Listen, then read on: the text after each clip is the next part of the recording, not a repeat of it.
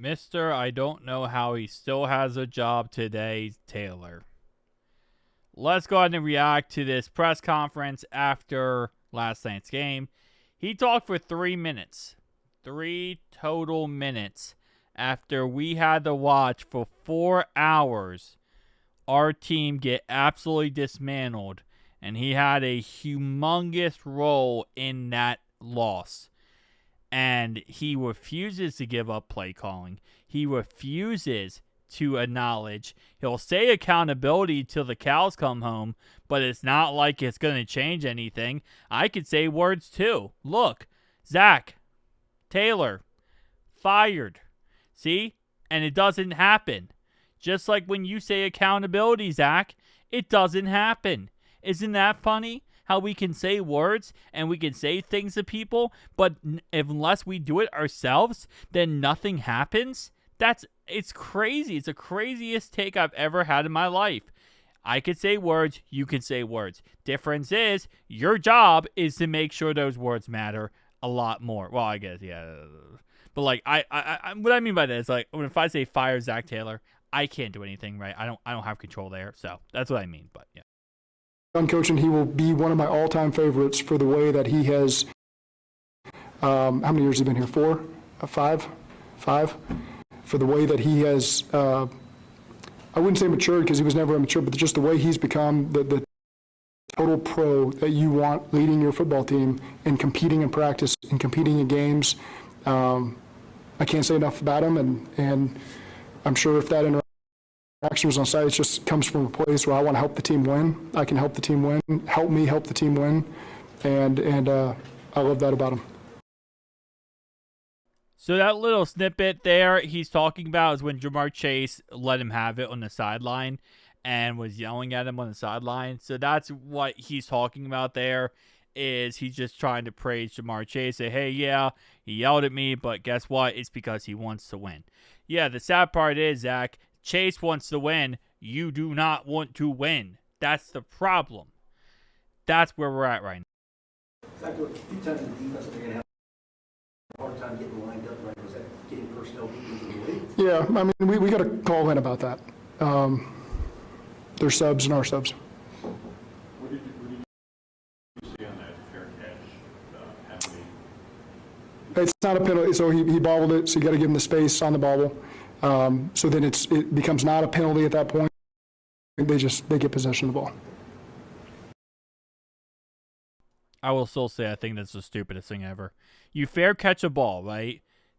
As you saw, PJ Jules, he goes around the return man because he's not trying to get involved. He's not trying to, hit the return man, catch interference, whatever. The return man bobbles it, turns to his left, and puts the ball right in the chest of PJ Jules, and that's instantly a penalty? Like, I understand if you run into the guy, right, and you run into the interference, but instead, the guy our guy pulls up, gets around him, and the return man runs into our guy. See, this is another issue I have with Zach, and I think a lot of people do. He doesn't fight for penalties. You see like Jim Harbaugh on the sideline, he will get red in the face screaming at a referee because he wants a penalty flag and because he wants a certain call. Right? John Harbaugh does the same thing. Jim Harbaugh does it. Andy Reid does it.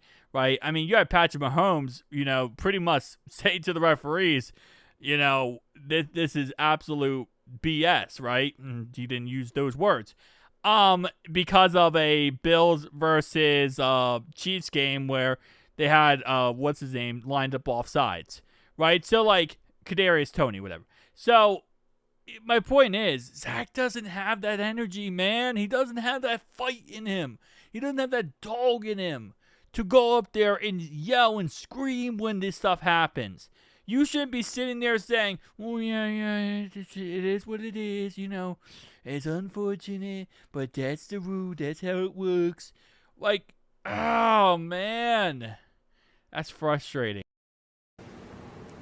At the spot that it happened. So I know it was confusing there for a second, but the right call was made, right spot was made.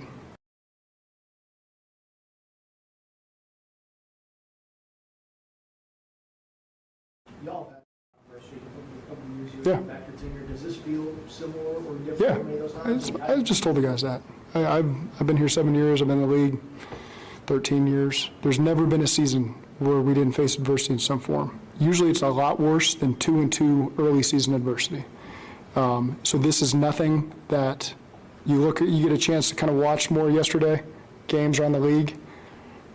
Feels like every team is going through something with the exception of 7 or 8. And so it's what teams are going to be able to stick together, find a way, find their identity, find a way to keep improving, build off the positive things we do. And I've got the utmost confidence that the guys in that locker room are going to be able to do that. It's coaching staff. So we're 2-2. We haven't played well the last 2 games over the entirety of the game as a team. And we just got to find a way to play better, find a win, and create some momentum for ourselves. Not one single time. Not one single time. I need to do better at coaching. I need to do better at play calling. I need to do better here. I need to do better there. Well, we didn't play good as a team. It's their fault. It's their fault. It's their fault. Zach, accountability.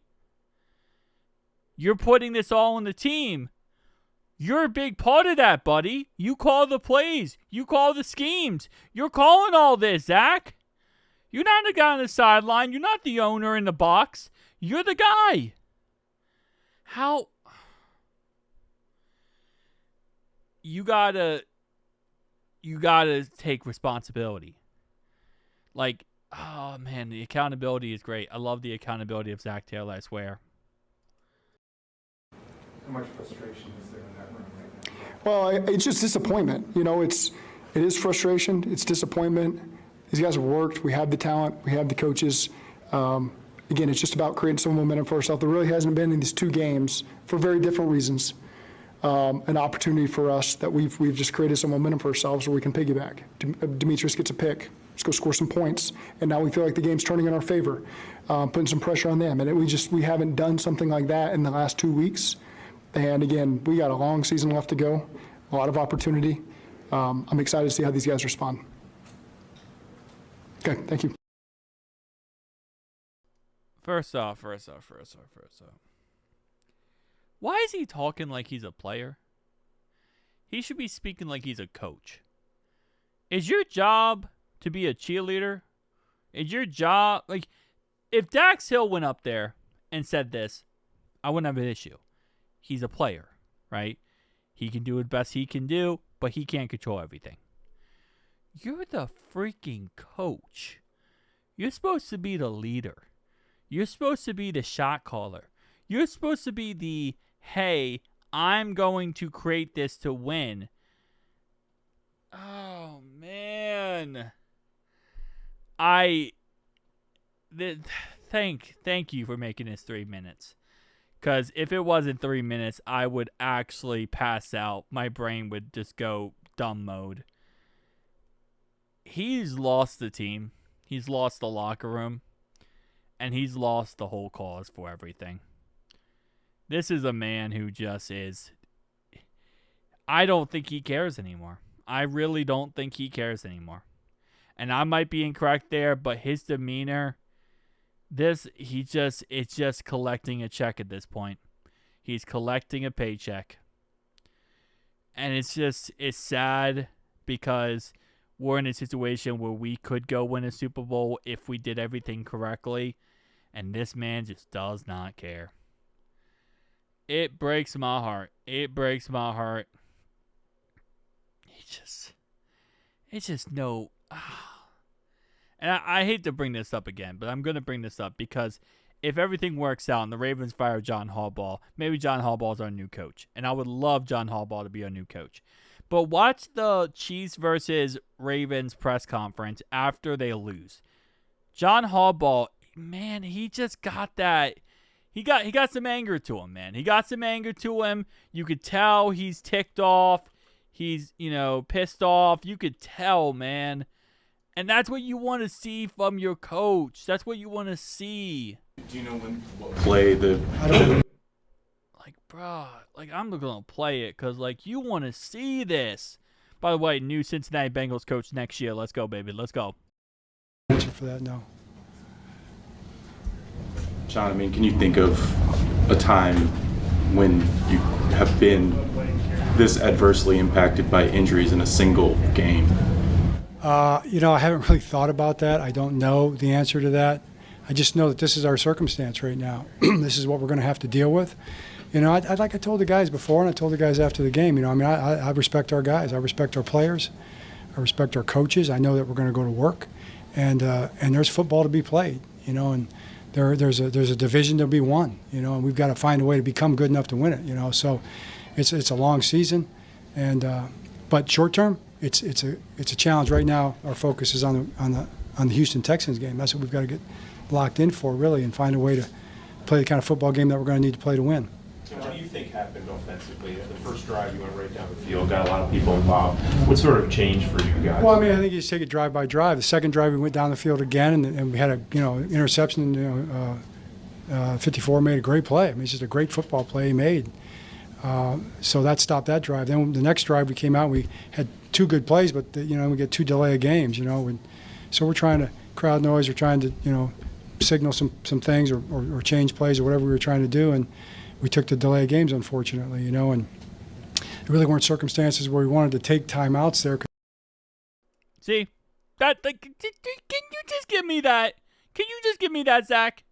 Well, here's exactly what happened. This is exactly why it happened. This is exactly what we need to do moving forward. This is what we need to improve on. This is where we messed up. This is actually, bro, I don't even believe Zach even watched the game. I don't think Zach watched the game. I think Zach just twiddled his thumbs.